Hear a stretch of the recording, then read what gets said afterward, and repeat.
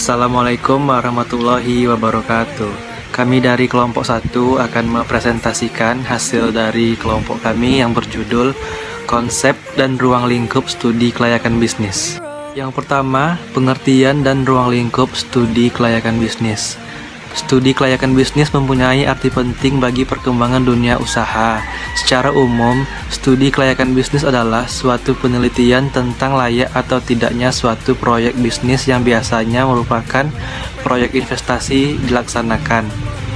Maksud layak atau tidak layak di sini adalah perkiraan bahwa proyek akan dapat atau tidak dapat menghasilkan keuntungan yang layak bila telah dioperasionalkan.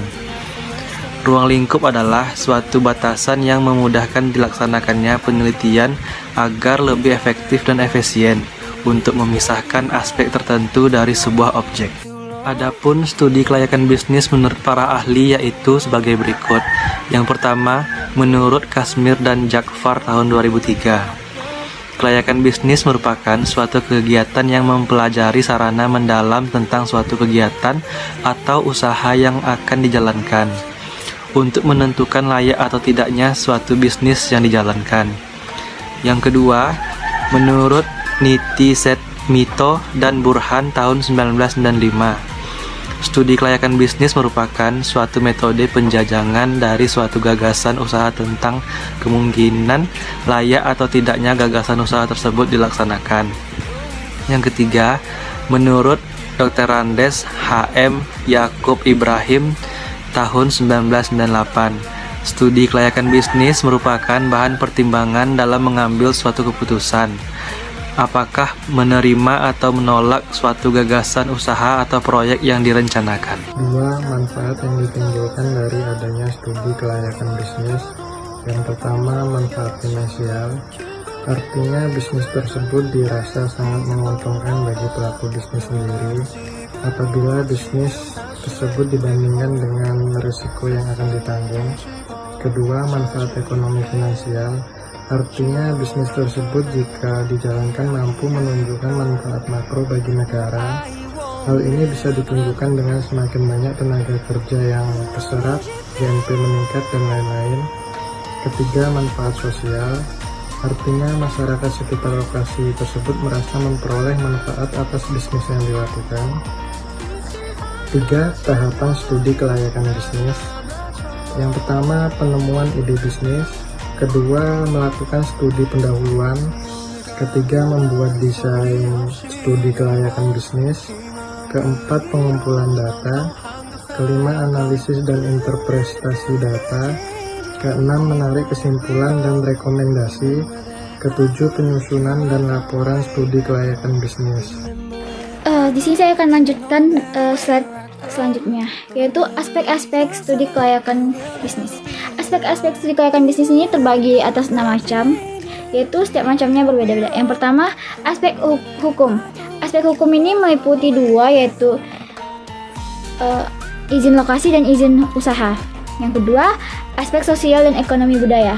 Aspek sosial dan ekonomi budaya yaitu dampak yang diberikan kepada bisnis terhadap masyarakat sekitar adanya suatu kegiatan, antara lain dari sisi budaya, dari sudut ekonomi, dari segi sosial, dan lain sebagainya. Yang ketiga yaitu aspek pasar dan pemasaran. Yang keempat, aspek teknis dan teknologi. Yang kelima, aspek manajemen. Yang keenam, aspek keuangan. 5. Studi kelayakan bisnis. Yang pertama, pemilik bisnis, pihak yang mempunyai kepentingan langsung dengan hasil dan analisis pada studi kelayakan bisnis yang telah dilakukan. Yang kedua, kreditur, pada bank atau lembaga keuangan lainnya tidak ingin memberikan kredit atau pinjaman yang buruk karena proyek atau bisnis yang tidak layak. Dan yang ketiga, manajemen perusahaan. Pada hasil studi kelayakan bisnis adalah ukuran kinerja atau indikasi yang diberikan. Dapat dilihat kinerja dari hasil yang telah dicapai dan juga tingkat kinerja manajemen dalam melaksanakan proyek atau bisnis. 6. Etika studi kelayakan bisnis. Ada beberapa etika studi kelayakan bisnis, antara lain yang pertama, etika peneliti terhadap responden. Peneliti ini bisa menjamin bentuk kerahasiaan si responden, baik itu dari segi privasi pribadi atau data yang telah diberikan. Yang kedua, etika peneliti pada klien. Menjaga etika peneliti pada klien karena sang klien punya hak yang sangat besar untuk hasil penelitian.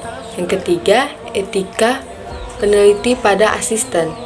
Dalam meneliti suatu kelayakan bisnis, biasanya dibentuk dalam satu tim untuk melaksanakan studi kelayakan bisnis. Dan yang keempat, etika sang klien. Mengenai etika dari sudut peneliti, maka ini juga berlaku pada klien. Baiklah, saya akan menjelaskan kesimpulan dari studi kelayakan bisnis. Studi kelayakan bisnis sangat diperlukan oleh banyak kalangan, khususnya terutama bagi para investor yang selaku pemerakarsa, bank selaku pemberi kredit, dan pemerintah yang memberikan fasilitas tata peraturan hukum dan perundang-undangan. Tentunya kepentingan semuanya itu berbeda-beda satu sama lainnya. Investor berkepentingan dalam rangka untuk mengetahui tingkat keuntungan dari investasi.